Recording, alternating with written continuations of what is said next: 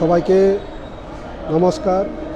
আমি অজয় দেববর্মা, সুপ্রিম কোর্টের 1298 অফ 2020 কেসের মেন পিটিশনার। হাইকোর্টের দীপক গুপ্তার জাজমেন্টের 127 প্যারাকে নিয়ে আমরা সুপ্রিম কোর্টে একটা রিট পিটিশন করেছিলাম এবং ওই রিট পিটিশনের মাধ্যমে 10,323কে রেস্কিউ করা যায় কিনা সেই সম্পর্কে কিছু জানার জন্য মহামান্য সুপ্রিম কোর্টে যখন আমরা আপিল করি তখন মহামান্য সুপ্রিম কোর্ট আমাদেরকে একটা ওয়ে আউট দিয়েছিল। সেটা হলো এইরকম: the services of the petitioners stand protected by and in the terms of direction contain in para 127 of the Berry judgment, and the High Court had directed issues of notice to be published in the newspaper which were also issued, and that none of the petitioners had challenged the decision of the High Court in Tanmoynar or did they seek any review. যে কথাটা আমি একটা আগে বললাম, the services of the petitioners stand protected by and in terms of the direction of content in para 127 of the Berry judgment. 127 para অনুসারে আমরা যারা supreme কোর্টে আবেদন করেছিলাম তারা কিন্তু সেই প্যারা অনুসারে তাদের চাকরি এখনও প্রোটেক্টেড। কারণটা হলো ওই তন্ময়নাথ ভার্সেস স্টেট অফ ত্রিপুরার যখন কেস হয়েছিল তখন ওই কেসে 58টা রিট পিটিশনকে ক্লাব টুগেদার করে 162 জনকে নোটিশ করেছিল, কিন্তু যারা নোটিশ পেয়েছিল তারা কেউ হাইকোর্টে তখন গিয়ে সেই নোটিশের মূলে তারা কোনো কমপ্লেন করেনি, যার কারণে তাদের চাকরিকে 127 প্যারা অনুসারে রক্ষা করতে পারবে না। কিন্তু বাকি যাদের চাকরি যাদেরকে নোটিশ করা হয়নি তারা কিন্তু সেই 127 প্যারা অনুসারে কিন্তু প্রোটেক্টেড, যেটা সুপ্রিম কোর্টের রায় অনুসারে আমরা যা বুঝতে পারলাম।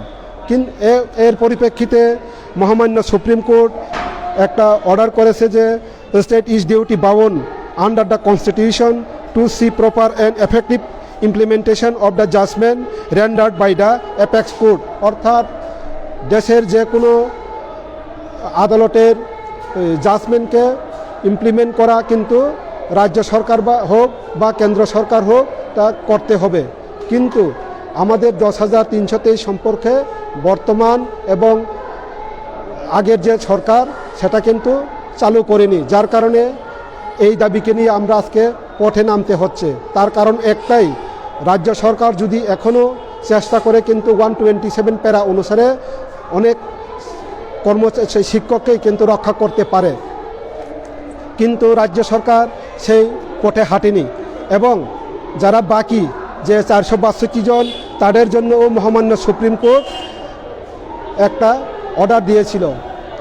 সেটা হলো রাজ্য সরকার স্কুল শিক্ষা দপ্তরে 12,000 নন টিচিং পোস্ট তৈরি করেছিল, সেই নন টিচিং পোস্ট নিয়ে মামলা হয়েছিল হাইকোর্টে মামলা হওয়ার পর হিয়ারিংয়ের পর হাইকোর্ট সেটাকে বাতিল ঘোষণা করে, কিন্তু সেই বাতিল কেসকেই আবার যে পিটিশন করেছিল দেবাশিস পাল চৌধুরী, উনি সেটাকে নিয়ে সুপ্রিম কোর্টে যায় এবং সুপ্রিম কোর্টে আপিল করার পর সুপ্রিম কোর্ট হিয়ারিং করে সেটাকে একটা সময় স্টে অর্ডার করে রেখেছিল এবং পরবর্তীকালে সেটাকে কিন্তু যে কন্টেম্প্ট কেস ছিল সেটাকে উইথড্র করা হয়। সেটা হলো এইরকম: being satisfied that with the content aforesaid affidavit submitted by the applicant state, this honorable court by order date 2/8/2019 observed that nothing further need to be done in the matter, the contempt petition is closed। অর্থাৎ অনেক রাজ্য সরকারের তরফ থেকে যখন ওইখানে হলফনামা নিয়ে জানানো হয় এই যে নন টিচিং 12,000 পোস্ট সেটাকে আমরা 2017 পরেই তাদেরকে নিযুক্ত করব, 2017 আগে না। সেই রকম রাজ্য সরকারের তরফ থেকে যখন এফিডেভিট জমা দেওয়া হয় তখন সুপ্রিম কোর্ট সেটাকে উইথড্র করে নেয়। এখন উইথড্র করার পর রাজ্য সরকার ওই যে 462 জন যাদের নামে কমপ্লেন হয়েছিল এমপ্লয়মেন্ট পলিসি নিয়ে, তাদেরকে সেখানে কিন্তু অ্যাবজর্ব করতে পারে। যাদের নামে কমপ্লেন ছিল তাদেরকে সেখানে অর্থাৎ 12,000 পোস্টে অ্যাবজর্ব করতে পারে এবং বাকিদেরকে 127 প্যারা অনুসারে শিক্ষকতায় রাখতে পারে। কিন্তু রাজ্য সরকার এখনও পর্যন্ত আমাদের সঙ্গে আলোচনার মঞ্চে আসতে রাজি না। আমি সেই সম্পর্কে বলতে চাই রাজ্য সরকারের কাছে, আপনারা আসুন, আমাদের সঙ্গে আলোচনা করুন, কারণ আপনারা কথা দিয়েছিল 2 মাসের মধ্যেই আমাদের স্থায়ী সমাধান করবে। এবং একদম একটা দায়িত্বশীল সংগঠন হিসাবে আমরা তখন রাজ্য সরকারের কাছে ডিমান্ড যেমন দিয়েছিলাম, প্রপোজালও আমরা দিয়েছিলাম। প্রপোজাল আমাদের এই ছিল, যাদেরকে 127 প্যারা অনুসারে রক্ষা করতে পারে তাদেরকে সেই অনুসারে করুন এবং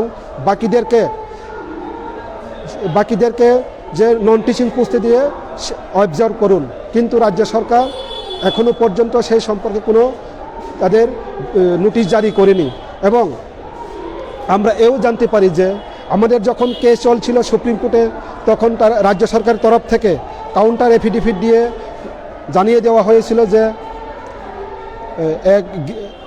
a group of grievance candidates who were not selected for appointment filed as many as 58 writ petitions against 462 selected candidates before the court of Tripura, challenged the said employment policy and selection process. The division bench of High Court of Tripura clubs together all the petitions and after hearing the petitions set aside the revised employment policy 2003 and the selections of the candidate of 7/5/2014 by a common judgment. অর্থাৎ এখানে পরিষ্কার রাজ্য সরকারের তরফ থেকে তারা তখন 58টা writ পিটিশনকে club together করেই এই 462 জনকে নোটিশ করেছিল এবং সেই নোটিশ অনুসারে হিয়ারিংও হয়েছিল এবং পরবর্তীকালে সেটাকে জাজমেন্ট দিয়ে দেওয়া হয় দীপক গুপ্তার জাজমেন্টে। তখন ওই যে 462 জন, সেখানে কিন্তু বিজ্ঞান শিক্ষকদেরও একটা কেস ছিল, কেস নাম্বার হলো 537/2012 সায়েন্স, এবং ওই সায়েন্স গ্র্যাজুয়েটের মধ্যে 4 জনের নাম এখানে অন্তর্ভুক্ত ছিল এবং তাদেরকে কিন্তু আমাদের সঙ্গে 2017 ডিসেম্বরের পর টার্মিনেশন করা হয়নি। আমাদের বক্তব্য হলো 462 জনকে নোটিশ করা হয়েছিল, জাজমেন্ট দেওয়া হয়েছিল, কেন তাদেরকে কিন্তু আমাদের সঙ্গে টার্মিনেশন করা হয়নি, এই জায়গাতে আমাদের একটা বক্তব্য। এবং বর্তমান রাজ্য সরকার আবার আর একটা কেসে গিয়ে আবার জানিয়ে দিয়েছে যে এই বিজ্ঞান শিক্ষকদের মধ্যে শুধুমাত্র এইরকম তাদের যে বক্তব্য অনুসারে it is also submit that 4 persons were appointed during 2012 to the post of assistant teacher science following the revised employment policy 2003 in pursuance of advertisement date 25 August 2010 of School Education Department. তাদের বিজ্ঞপ্তি হয়েছিল চাকরির জন্য 25 August 2010। তার কিন্তু আমাদের যদি revise employment policy একটা যদি ভুল হয়ে থাকে, এই বিজ্ঞান শিক্ষকদের কিন্তু এনসিটি নোটিফিকেশন অনুসারে গাইডলাইনকে কিন্তু ভায়োলেট করা হয়েছে তাদের ক্ষেত্রে। আমাদের যদি একটা ভুল থাকে, তাদের কিন্তু 2টা ভুল, একটা এনসিটি গাইডলাইন আর একটা রিভাইজ এমপ্লয়মেন্ট পলিসি। এবং বর্তমানে রাজ্য সরকার উল্লেখ করছে যে it is relevant to the mention here that the name of those 4 persons were listed in the judgment and order date 7/5/2014 passed by Honorable High Court in Tripura.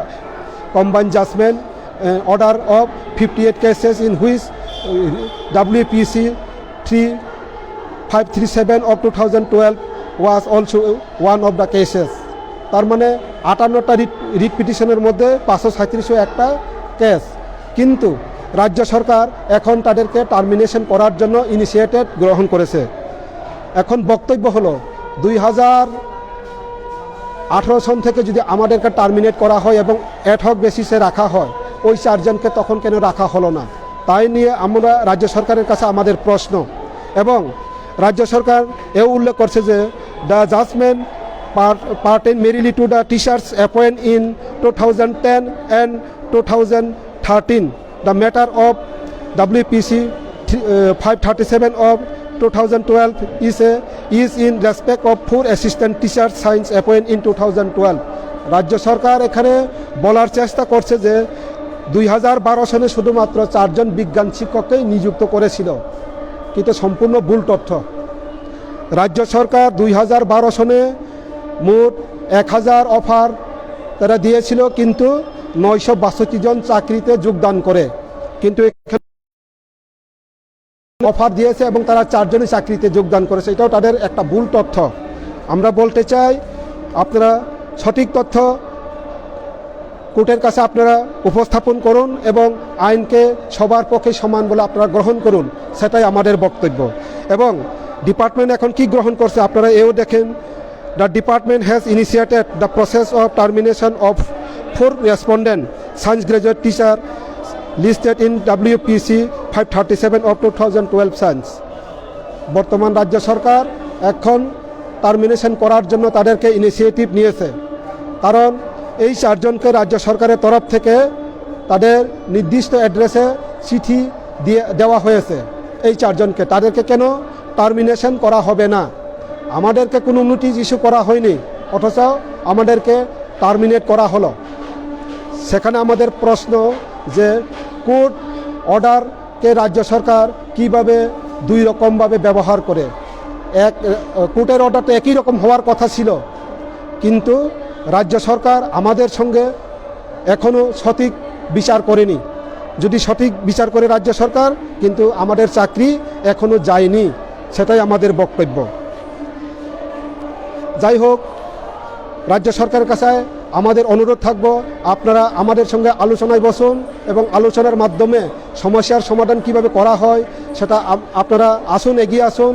এবং আপনারা যদি আসতে রাজি না হন বা আপনাদের অথরিটিকে দিয়ে, ডাইরেক্টর বা সেক্রেটারি পর্যায়ের কোনো অফিসারকে দিয়ে আমাদের সঙ্গে আলোচনায় বসুন।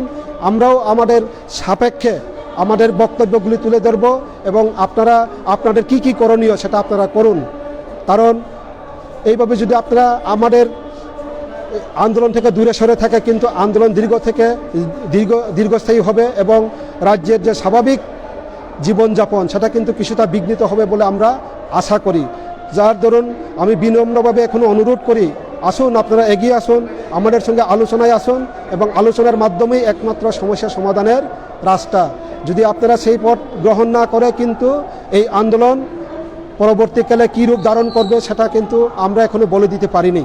কারণ আন্দোলন যদি দাবি আদায় না হয় আন্দোলনের মাধ্যমে, আমরা আবার জয়েন্ট মুভমেন্ট কমিটির থেকে আলোচনা করে আমরা পরবর্তী পদক্ষেপ কী করা যায় সেটা আমরা কিন্তু গ্রহণ করব। যার কারণে আমি এই জয়েন্ট মুভমেন্ট কমিটির পক্ষ থেকে এখনও রাজ্য সরকারের কাছে বিনম্রভাবে অনুরোধ করি, আপনারা অতি সত্বর আমাদের সঙ্গে আলোচনা করুন এবং আলোচনার মাধ্যমে ওয়ে আউট বার করার জন্য আপনারা এগিয়ে আসুন।